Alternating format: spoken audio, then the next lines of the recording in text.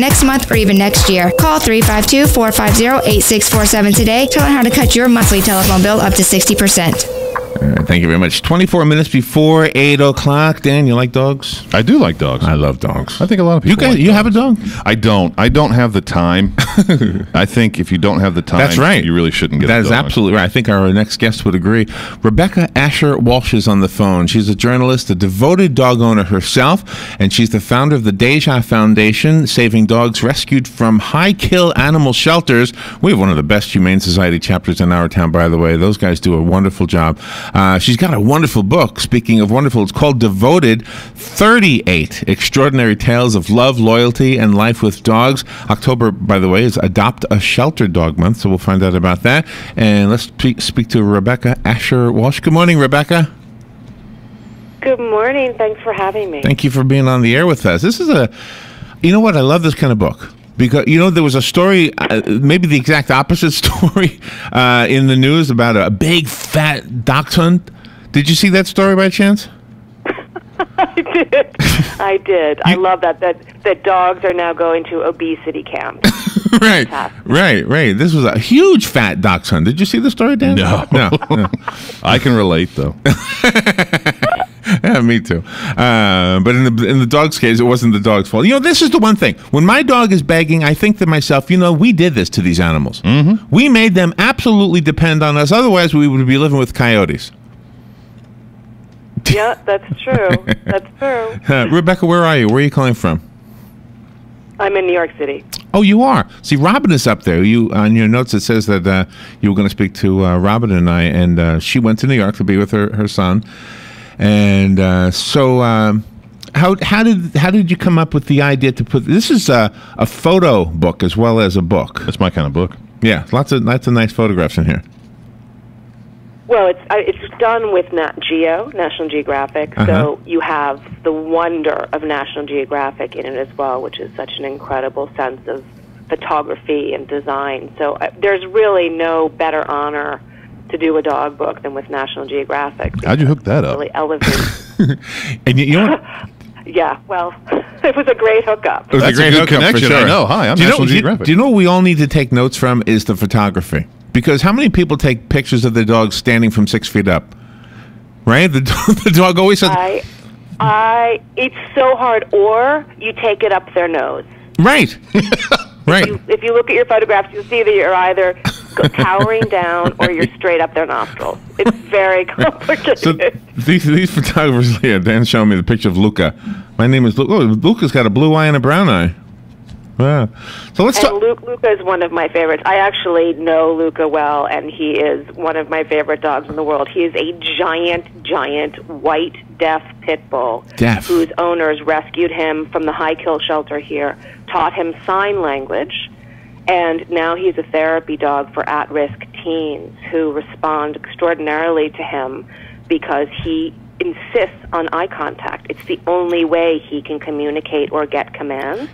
So he is walking into these rooms of people who have not made eye contact for years and standing there until they make it. It's amazing. That's impressive. Oh, wow. Do you know, I have a dog that's 13 years old, and I think she's gone or going deaf. And so whenever I've said, let's go out, I would always say, let's go outside, and I would also snap my fingers, right? And I think because she can't hear me now, she actually sees me snap my fingers and knows what I'm saying. Mm. Yeah, I do. Brooke said something. Brooke is the owner of Luca, and she said something amazing when I was asking her about the hand signals training this dog and how did she teach so many. And she said, we really go nuts with our dogs. All they really understand are 5 or 6 words anyway. So when we're saying to them, please come over here so we can go outside, what they actually hear is, out.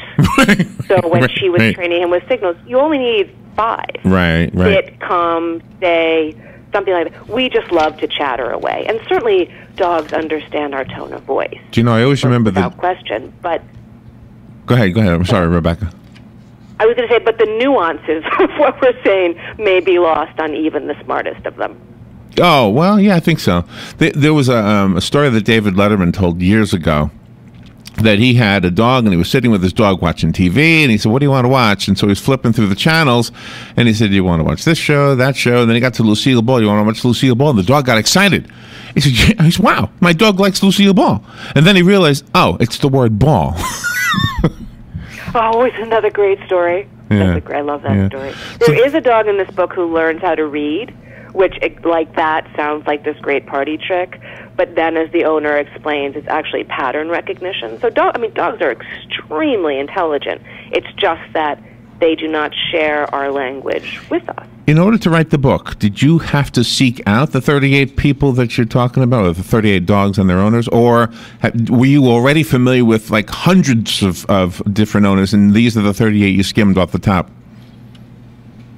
No, there was no skimming off the top at all. I mean, in fact, Brooke was the only person that I knew who owns Luca, the extraordinary dog, because I had always been so moved by that story, and I'm very involved in the rescue community in New York City, so I was aware of that. Otherwise, it was doing tons and tons and tons of research, just like any other book, and people would share extraordinary stories with me. So there's an amazing fireman in Brooklyn nearby who has become also a healer and an herbalist thanks to saving his dog after he went bankrupt, paying the vet bills. And he now does both things, and people within the community said to me, you need to meet Steve. He's this incredible firefighter who did these things. Otherwise, it was research. There were a couple of amazing dog stories associated with the attack on September 11th. Did any of them make it to the book? One of the dogs who made it into the book works for that organization that gave the dogs to September 11th. Uh-huh. Most of those dogs are not with us any longer, yeah, but the search and rescue organization is very much functioning and highly, and there's a beautiful black lab in here named Pearl who went to Haiti and went to Japan after the tsunami, who is trained by them. I'm always amazed by the people who train dogs. Like there's a lady on TV from England, and she'll go to the house and the dogs are terribly misbehaving, and then she does something and they're fine.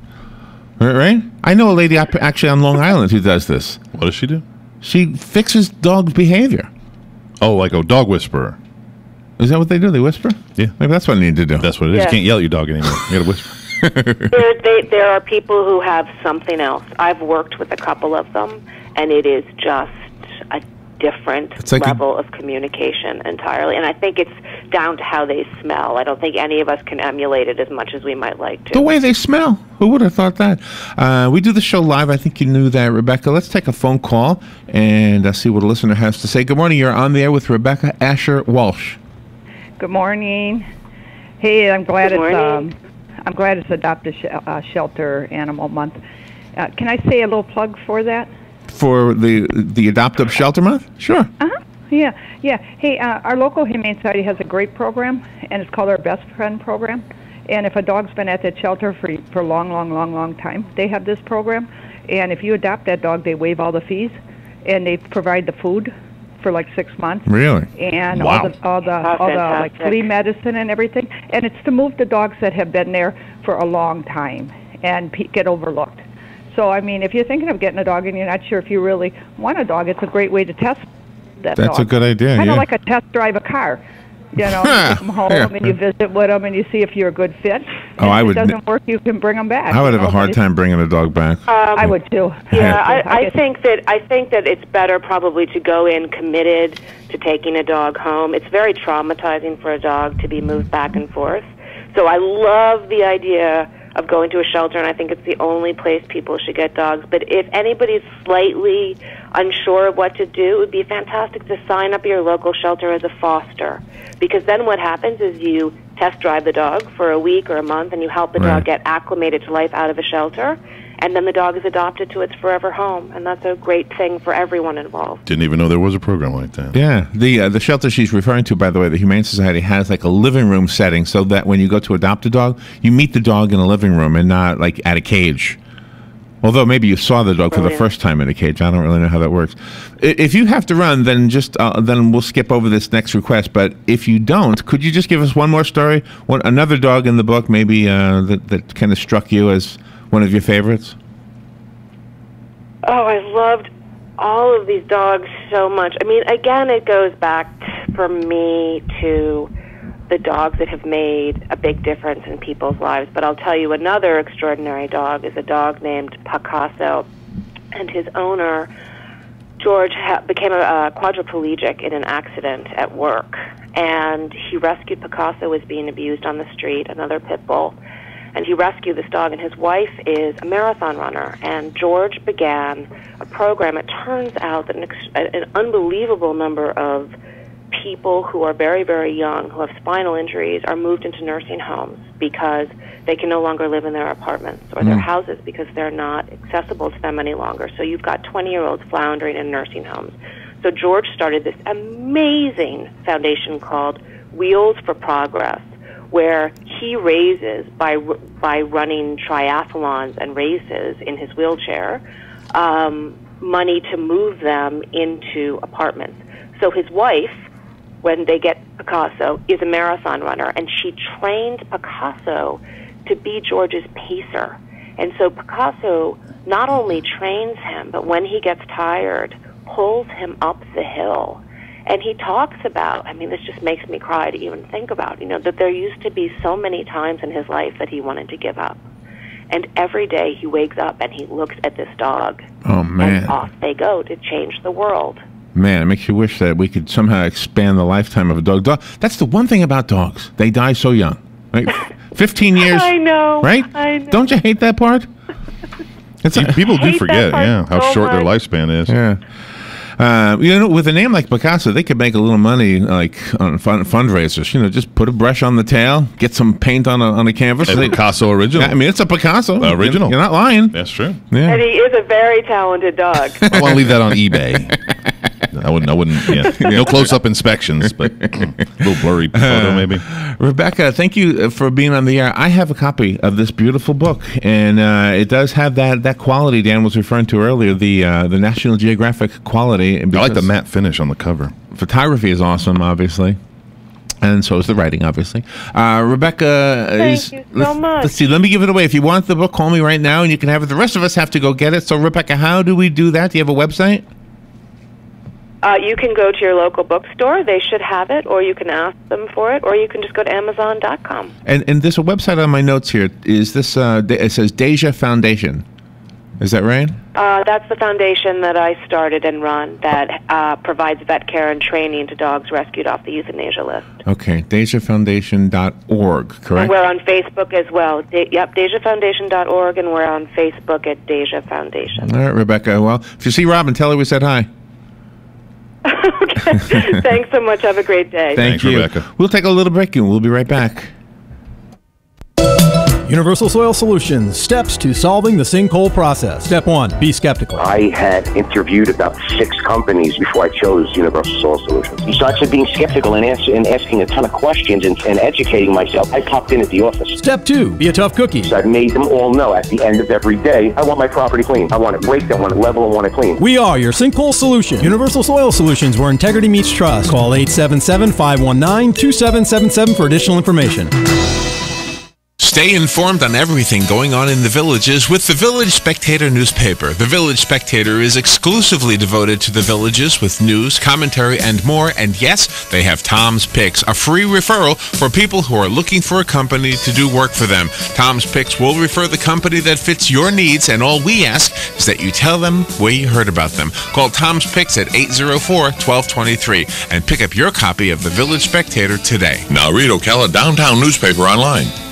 Here are today's headlines from the source, WOCA. The Florida Highway Patrol is reporting that 2 semi-tractor-trailer rigs collided with one another yesterday afternoon on I-75 and left 1 man dead and 1 woman injured. The report